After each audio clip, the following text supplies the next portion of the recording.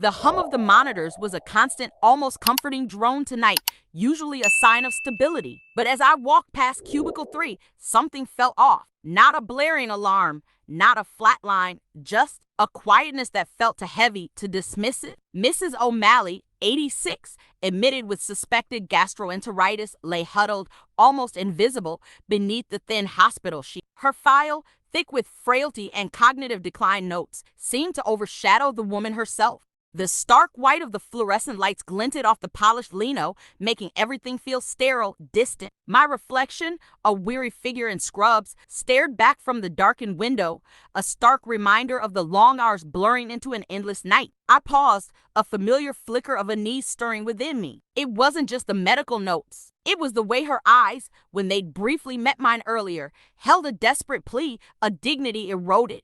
My gut, a loyal compass forged over 15 years in this A&E, screamed that we were missing something, something vital beyond the superficial diagnosis Dr. Davies had swiftly scribbled. He was all about throughput, a whirlwind of efficiency, rarely pausing to truly see the patient. Just a bit of tummy bug and old age, Eleanor, he chirped earlier, his voice echoing in my memory, a sharp contrast to the silent suffering I now witnessed. His confidence, bordering on arrogance, often grated, but tonight it felt dangerous. I pulled back her chart, flipping through the pages. The observations were stable, yes, but the story wasn't adding up. Her persistent lethargy, that almost imperceptible tremor, the way her hand instinctively covered her abdomen, it wasn't just a simple GI upset. A memory flashed, my own grandmother dismissed with old age just before a critical diagnosis was missed. The chill that ran through me wasn't from the air conditioning. It was the fear of repeating history, of failing a vulnerable soul again. Davies would roll his eyes, of course. Intuition isn't evidence-based, Eleanor, he'd say dismissively. But sometimes intuition was all you had when the evidence was incomplete, twisted by oversight. I found Davies by the Reese's Bay, reviewing another patient, his brow furrowed in concentration. The pulse oximeter on the patient's finger blinked green, rhythmically drawing my eye to its steady beat. Doctor, could we reevaluate Mrs. O'Malley? I have a feeling. I began, trying to keep my voice even professional. He turned, a flicker of irritation crossing his face. Eleanor, we've been over this. She's stable. She's elderly. Her primary care notes indicate recurrent issues. We're stretched tonight. His gaze slid past me, back to the monitors, the bright numbers on the screen more compelling than my unease. Dr. Hayes, usually more empathetic, merely nodded agreement, preoccupied with his own caseload. It was like talking to a brick wall. The point of rupture hit me then, a wave of frustrated despair. I saw Mrs. O'Malley's pale, drawn face in my mind, her unspoken shame, the profound humiliation of being reduced to a diagnosis rather than a person. This wasn't just about a missed illness. It was about dignity denied, a life unvalued. My own patience, stretched thin by the relentless night, snapped. Doctor, with all due respect, her pain is disproportionate and her vitals, while stable, are not improving. I believe we need a full abdominal series immediately. And a closer look at her medications. My voice, though low, was firm, cutting through the general hubbub of the department. Davies sighed, a theatrical exhalation. Eleanor, that's an unnecessary use of resources. We have clearer priorities, but the conviction in my tone, perhaps the sheer force of my will, made him hesitate, made him finally look at me rather than past me. It was a standoff. The bright lights of the A&E, the distant wail of sirens, the hurried footsteps of my colleagues, they all faded into the background. It was just me and Davies and the silent, unseen patient in cubicle 3. He relented grudgingly. Fine. But if it comes back clear, you owe me a coffee, Eleanor.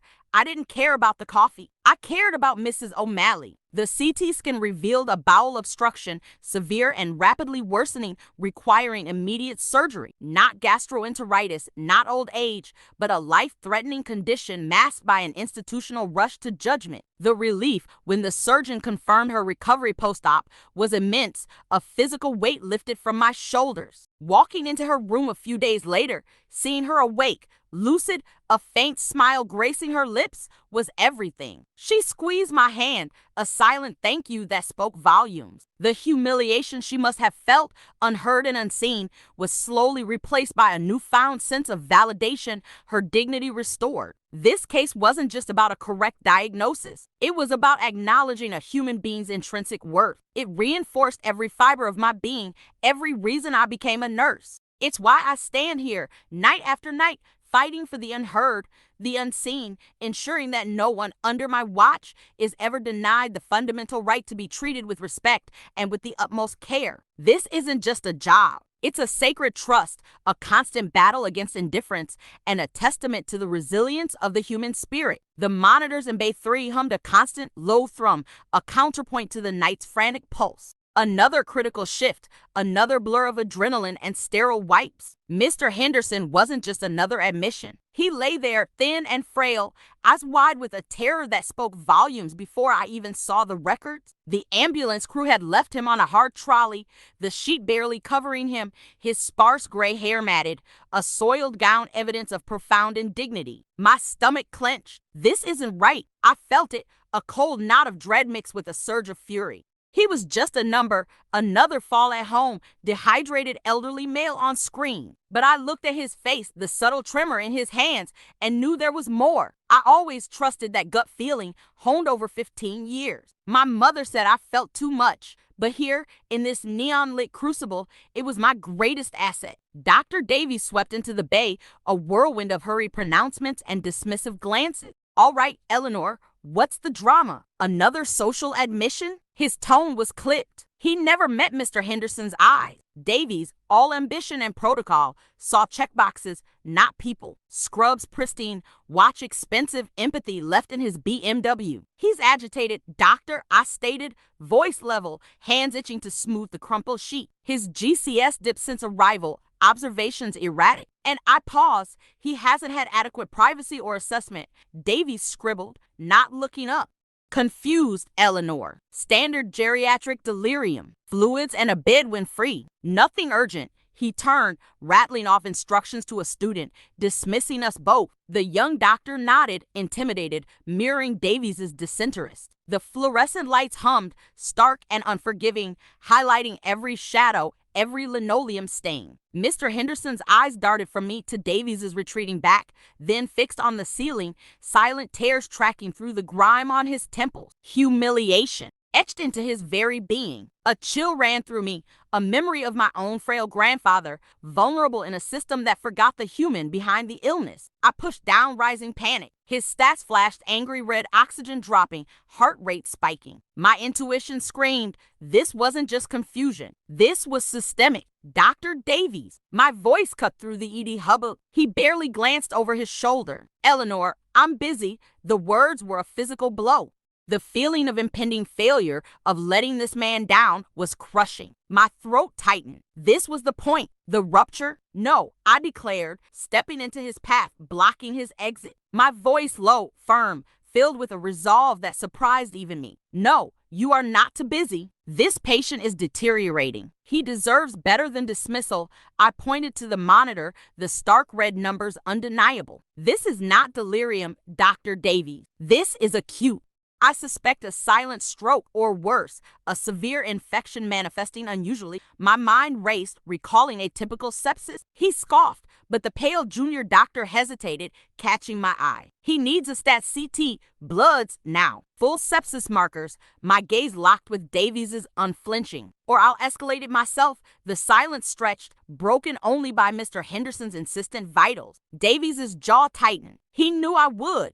Knew I'd go to sister, to the consultant, regardless of political cost. He scrawled furiously, concession grudgingly given. Fine, but if it's clear, you're charting every minute of this. I didn't care. The CT confirmed it, a massive atypical pulmonary embolism complicated by early stage sepsis. A miracle we caught. Relief washed over me, the sterile environment suddenly less oppressive, days blurred with aggressive treatment. Mr. Henderson moved to a proper ward, given a clean gown, treated with respect. I watched him, day by day, regain not just physical strength, but his spirit. He started talking, telling me stories of his life, his wife, his garden. The shame in his eyes faded, replaced by gratitude, then a flicker of his old self. His eventual discharge, walking out with his daughter, wasn't just a medical victory. It was a profound restoration of dignity. He paused at the exit, turned, and gave me a small, knowing smile. A silent thank you. That smile, that quiet dignity reclaimed, that's why I do this. It's a vow. Every time the system tries to chew someone up, I'll be there, fighting, not just for a pulse, but for a person. It reaffirms everything my fear and anger and indifference crystallize into this unshakable commitment. I fight for the quiet ones, lost in the glaring lights and cold efficiency. I fight to ensure their story, their humanity, is never forgotten. The hum of the fluorescent lights felt oppressive that night, a relentless, high-pitched whine that seemed to amplify the silence around Mr. Harrison's bed. He lay there, a frail 80-year-old, his face etched with a confusion that was heartbreakingly clear to me, even if it was dismissed by others. They tagged him as non-compliant, disoriented, but I saw beyond the boilerplate. I saw the tremor in his hands, the way he flinched when anyone moved too fast. It wasn't senility. It was fear, humiliation. My gut twisted with it, that familiar, unwelcome knot. This wasn't just a patient. This was someone's grandfather, stripped of everything, including his voice. Davies had been dismissive from the start. Just another sundowner, Eleanor. Get him settled. We've got bigger fish. He'd said it with that weary, superior air of his, waving a hand at the monitor displaying Mr. Harrison's perfectly stable, if slightly elevated, heart rate. Davies, with his impeccably starched scrubs and an impressive knack for seeing only what the protocols dictated. He saw numbers, symptoms, not the underlying narrative. It infuriated me, truly. I thought of my own Nan, confused in her final days, how easily her anxieties had been misread as agitation, her cries for help as mere nuisance. A cold dread settled in my chest. History was repeating itself. I checked Mr. Harrison again. His eyes, though unfocused, tracked my movements. He tried to speak, a low, guttural sound, pointing vaguely at his abdomen. The screens around us glowed with the usual chaotic symphony of vital signs, the steady green pulse ox, the rhythmic bleep of the ECG. But none of it captured the truth I felt thrumming beneath my skin. His discomfort wasn't just general abdominal pain, as Davies had scribbled. My fingers brushed his clammy skin. It was too cold, almost waxy. The memory of a similar case, years ago, a young man nearly lost to a perforated bowel because his anxiety had masked the true horror, flashed through my mind like a strobe light. My own internal debate began: observe the facts or trust the intuition that was screaming. I think we need a full abdominal series, Dr. Davies, I stated, my voice betraying none of the urgency I felt. We were at the nurse's station, the muted chatter of other colleagues a distant hum against the frantic pounding of my own heart. He barely looked up from his iPad. Eleanor, we did an initial assessment. Stable. He's simply distressed. Administer the anxiolytic. His tone was clipped, final. My colleagues, Nurse Anya and even Dr. Khan, shifted uncomfortably, avoiding my gaze. They understood the politics, the futility of pushing against Davies once his mind was made up. But Mr. Harrison's silent plea was louder than any protocol. This was the point of rupture. I knew it. The patient's dignity, his life even hanging precariously. I stood my ground, digging deep. His skin is mottled, doctor. He's hypotensive. This isn't just distress. This is systemic. My voice had risen, cutting through the sterile calm. Davies finally looked at me, his eyes, usually cold, now narrowed with irritation. Are you questioning my clinical judgment, nurse? The silence that followed felt deafening. The air crackled with unspoken tension. I could feel Inya's anxious glance, the silent disapproval of my defiance. But a surge of defiant resolve coursed through me. No, not this time. I am advocating for a patient who cannot advocate for himself, doctor, and my observations suggest a rapid deterioration. He paused, a long, drawn-out moment, probably weighing the potential for a formal complaint against the sheer inconvenience of being proven wrong. The monitor above Mr. Harrison's bed gave a sudden, sharp alarm. His blood pressure was plummeting. The green line on the ECG spiked erratically. That was my moment. Now, doctor, I practically yelled, already moving, pulling the crash cart closer, calling out to Anya for fluids, to Khan for a stat blood gas. Davies, startled by the sudden reality check, finally moved, his face a mask of belated concern. The next hour was a blur of frantic action, lines, drugs, tests, the rapid click of the CT scanner. They found it a severe bowel ischemia, just as my gut had warned me. He was rushed to theater. When Mr. Harrison came back 2 days later, he was weak but lucid. He looked at me, truly looked at me, and a faint, grateful smile touched his lips. He squeezed my hand, a silent thank you that resonated deeper than any words. He'd survived the system, the initial dehumanization, because someone finally listened, someone saw past the labels. It wasn't just a medical victory. It was a restoration of his very self, a triumph over the indignity he'd endured. That's why I do this. It reinforces everything. Every single fight is worth it if it means giving someone back their humanity. I need a moment to catch my breath during this intense night. Tell me, which city or region in the UK are you watching from right now? Your messages are important. Leave a comment. Now, let's get back to the story. The night descended like a heavy, sodden blanket over Liverpool. Inside the air, the fluorescent lights hummed a relentless, sterile tune, casting long, stark shadows that seemed to swallow the warmth right out of the air. I could feel the familiar tension in my shoulders, a constant companion on these shifts, but tonight, it was different. Tonight, it was a visceral ache, a premonition of despair that settled deep in my gut. Patient X, I'll call them that, because even in recovery, their humiliation felt too raw to expose fully had been brought in hours ago, disoriented, weak, yet dismissed as another one for observation by some. I saw them tucked away in a corner of the bay, their face etched with a profound exhaustion that went beyond physical symptoms. They weren't just unwell, they were diminished, invisible. The rhythmic beep of the cardiac monitor beside them,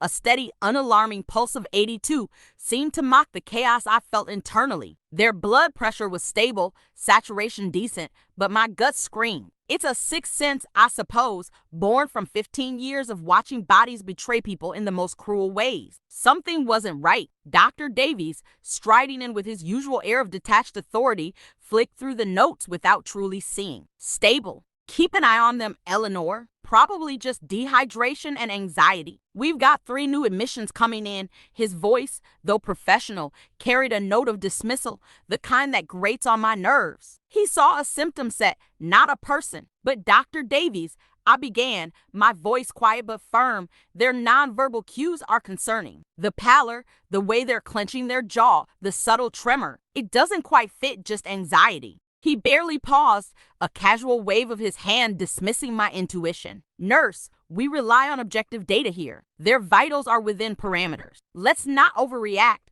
The sterile environment felt even colder, the patient's bed seeming to shrink further into the corner, their dignity eroding with every casual dismissal. I felt a surge of frustration, but I pushed it down. Overreacting? My mind flashed to a similar case years ago, a young lad whose anxiety turned out to be a life-threatening adrenal crisis. The memory still tightens a knot in my chest. I couldn't let that happen again. I moved closer, adjusting the foredrip, taking the opportunity to check their capillary refill, the subtle nuances of their skin. Their peripheral perfusion was poor, a telltale sign that something deeper was at play.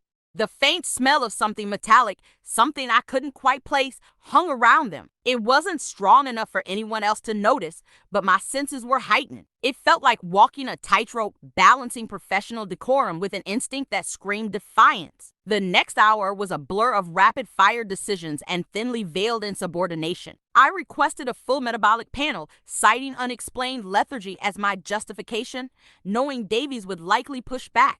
The screens glowed with their usual hypnotic dance of numbers, the patient's heart rate now starting to climb, ever so subtly. My own heart pounded a frantic rhythm against my ribs. I practically strong-armed the lab tech into prioritizing the sample, my voice barely above a whisper, laced with an urgency I hoped he wouldn't question. Then, the call from the lab. My blood ran cold as I heard the initial results, critically high lactate, a metabolic acidosis. It was far more than dehydration. This wasn't anxiety. This was impending organ failure. My chest tightened with a mix of terror and grim vindication. The point of rupture was here, the patient sliding rapidly into a crisis that Davies had almost overlooked. I didn't wait. I didn't call him. I went straight to the consultant on call, Dr. Khan, a woman known for her sharp mind and even sharper temper, but also for listening. I explained succinctly the subtle signs, Davies' dismissal, my intuition, and now the hard data. Her eyes, usually so impassive, widened slightly. Within minutes, the bay erupted. Khan barked orders, a flurry of specialists descended, and the patient was whisked away for urgent intervention, the monitors now screaming their alarm, vindicating my earlier dread. They pulled through. After days in ITU, the patient recovered, not just physically, but spiritually. I visited them before discharge. They weren't the same slump figure. There was a spark in their eyes, a quiet gratitude that transcended words. That case, it still haunts me, but in a way that fuels. It was a stark reminder of the fragile balance between protocol and intuition, between seeing a patient as a diagnosis and seeing them as a person. It solidified every fiber of my being, reaffirming why I do this. That night, we didn't just save a life. We restored a soul, snatched back dignity from the brink of institutional neglect. And for me, Eleanor, that's what truly defines victory. The ward felt colder tonight, or perhaps it was just the pervasive chill of despair settling on my shoulders. Another Friday night in A&E, the clock's relentless march and invisible wit. Mrs. Henderson, 82, had been brought in after a fall at home, labeled on arrival as confused, probable dementia exacerbation. I'd watched her for an hour, the harsh fluorescent light mercilessly highlighting every tremor, every shadow beneath her eye. They'd placed her in Reese's Bay 3, the constant symphony of beeping monitors, the insistent whisper of oxygen, the sterile tang of disinfectant doing little to soothe her obvious distress. But it wasn't confusion I saw. It was terror, a deep, profound humiliation radiating from her as she struggled to articulate her pain, her words tangled and dismissed. My gut clenched. I've seen enough elderly patients to know the difference between true disorientation and someone utterly overwhelmed by a system that refuses to truly listen. Her hand, clutching the sheet, wasn't the aimless picking of dementia. It was a grip of desperate focus. It reminded me, jarringly, of my Nan during her last days, how her pleas were often brushed aside as age-related, that memory always ignites something fierce within me, a stubborn resolve. Doctor? Davies swept into the bay, a whirlwind of efficiency, his perfectly pressed scrubs a stark contrast to the weary chaos around him. Nurse Eleanor, is Mrs. Henderson settled? We need to clear this bay. He glanced at her chart, not her face. Confusion managed, OB stable, likely going to a ward with a psychiatric overlay. Start discharge paperwork for transfer. My blood ran cold. Dr. Davies, I'm concerned. Her nystagmus seems worse, and she's not tracking my finger consistently. And her grip strength on the left is weaker than when she arrived. I think we need a CT head urgently. He sighed, a barely perceptible puff of air that spoke volumes of his fatigue and my perceived insubordination. Eleanor, please? She's agitated. It's understandable. We've stabilized her. There's no acute neurological deficit beyond what's expected for someone with pre-existing cognitive decline. His voice, usually calm, held a clipped edge. The junior doctors nearby, eager to follow the established order, nodded along, their gazes fixed on Davies, avoiding mine. They saw protocol. I saw a woman fading before my eyes, her dignity eroding with every passing minute of neglect. With respect, doctor, expected doesn't sit right here. She's lucid enough, in brief moments, to express profound fear. She keeps saying, my head, my head. This isn't just agitation. This is an overlooked pathology. The relentless rhythm of the ventilator beside us seemed to amplify the tension. I felt a surge of adrenaline, a raw, protective instinct. I knew I was pushing, risking his wrath, but the image of Mrs. Henderson's trembling lips and lost eyes was burned into my mind. Davy's jaw tightened. Eleanor, your empathy is commendable, but we have strict criteria for scans. Her GCS is stable. We cannot justify an emergent CT on suspicion alone, not when we have a dozen trauma cases waiting. He turned to leave, dismissing me, dismissing her. My heart hammered. This was the point of rupture. If I didn't act now, she'd be shunted away, her true condition missed until it was too late. I closed my eyes for a split second, taking a breath. This isn't just about medical best practice. It's about humanity. Then I'll put it on her chart that I formally requested it, citing new neurological signs, and that it was declined. I said, my voice unwavering, though my hands were clammy. The silence in the bay was deafening, broken only by the persistent thump-thump of the heart monitor. Dr. Davies froze. He turned back slowly, his eyes narrowed, weighing his options. My unwavering gaze met his, fueled by a deep-seated fear of letting another patient slip through the cracks of a busy, under-resourced system. He hesitated, a long, drawn-out moment where the entire outcome hung in the balance. Then, a sharp nod. Fine, get her prepped for a non-contrast CT. But if it's clear we're going with the initial plan, he stalked off, leaving me with a sense of both triumph and dread. The wait for the results was excruciating, each passing minute stretching into an eternity. When the radiologist called, his voice calm, professional, my hand trembled as I took the phone. Eleanor, it's a small acute subdural hematoma, posterior parietal. Looks fresh. Good catch. A wave of relief, so profound it almost buckled my knees, washed over me. Mrs. Henderson had been right. I'd been right. Within the hour, she was prepped for transfer to neurosurgery. The transformation over the next few days was nothing short of miraculous. When I visited her a few shifts later, she was sitting up, eating, and most importantly, truly lucid. "Thank you, dear," she'd whispered, taking my hand. "You saw me. You really saw me. That's it, isn't it? Not just the medical victory, but the restoration of her dignity, the triumph over that profound humiliation. This case, like so many others, reinforces why I put myself through this chaos. The system might be flawed, under pressure, sometimes indifferent, but there are moments glimmering like those harsh lights in the dead of night where human advocacy cuts through. Those moments when a person is truly seen, truly heard, truly saved. That's why I'm here. That's why I'll keep fighting." The hum of the monitors was a relentless drone, a familiar lullaby to the chaos of the emergency department. Tonight, it felt like a dirge. I could still see him, Mr. Petrov, slumped against the gurney, his eyes hollow, a tremor running through his thin frame. They'd labeled him non-compliant, malingering, even attention-seeking. Dr. Davies, with his perpetually dismissive air, had scribbled anxiety attack on the chart, not bothering to look beyond the surface. But I'd seen it, a subtle flicker in his gaze, a rigidity in his posture that wasn't panic, but pain. It reminded me chillingly of my grandmother in her final days, unheard, unseen, until it was nearly too late. That memory pricked at me, a sharp, insistent needle in my conscience. My gut screamed. It wasn't anxiety. It was something else, something deeper, insidious. Davies, always so confident, so dismissive of anything that didn't fit his neatly cataloged symptoms, just scoffed when I suggested further investigation. "Eleanor, we have real emergencies," he'd said, gesturing vaguely at the bustling ward, the flashing red lights of other alarms, the distant wail of an ambulance. "Stick to nursing, love. Leave the diagnostics to the doctors." His words were a physical jab, tightening a knot of frustration in my chest. He wasn't the only one. Even some of the other nurses, harried and overworked, gave me sympathetic but firm looks that said, "Don't rock the boat." But I couldn't unsee the man's quiet despair, the way his fingers clutched at the flimsy hospital gown as if it were his last shred of dignity. The sterile white walls, the incessant beeping of neighboring cardiac monitors, the fluorescent glare from above it all seemed to magnify his isolation. My focus narrowed. Every twitch, every shallow breath, every grimace on his face became a clue.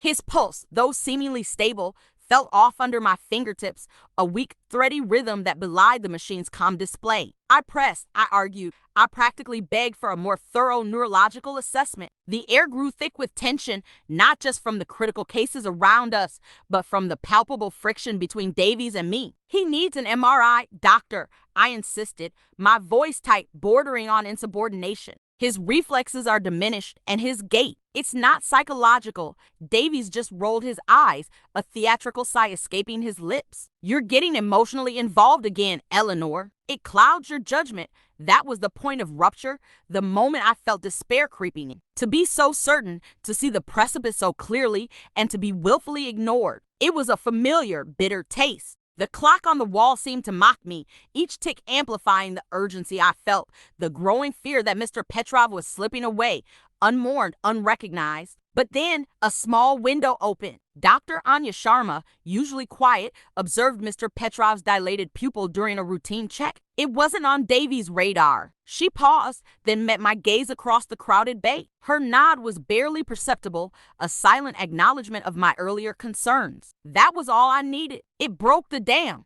Within minutes, a different team, spurred by Enya's quiet authority, wheeled Mr. Petrov down for the MRI I'd fought for. The wait felt like an eternity, the sterile silence of the hallway, a stark contrast to the frantic energy that had preceded it. The image, when it finally flickered onto the screen, was undeniable. A large, slow-growing tumor pressing against his brainstem, the very cause of his anxiety and non-compliance. Davy's face, when he saw it, was a portrait of carefully controlled shock, quickly replaced by professional gravitas. But the truth was out. Mr. Petrov, once a forgotten case, was now a critical patient deserving of every resource. He underwent surgery the next morning. It was successful. Watching him weeks later, slowly walking, truly seeing us for the first time, not with that haunted, humiliated look, but with a spark of renewed life, it was profound. He reached for my hand, a gesture of quiet, wordless thanks. That echo of victory wasn't just his physical recovery. It was the restoration of his dignity, the triumph over a system that nearly broke him. It reinforced every fiber of my being, every stubborn instinct I possess. This isn't just a job. It's a sacred trust. To advocate, to listen, to fight, even when the system tries to silence you, to ensure no one else is left unheard, their spirit crushed beneath the weight of indifference. That is my true beginning every single day.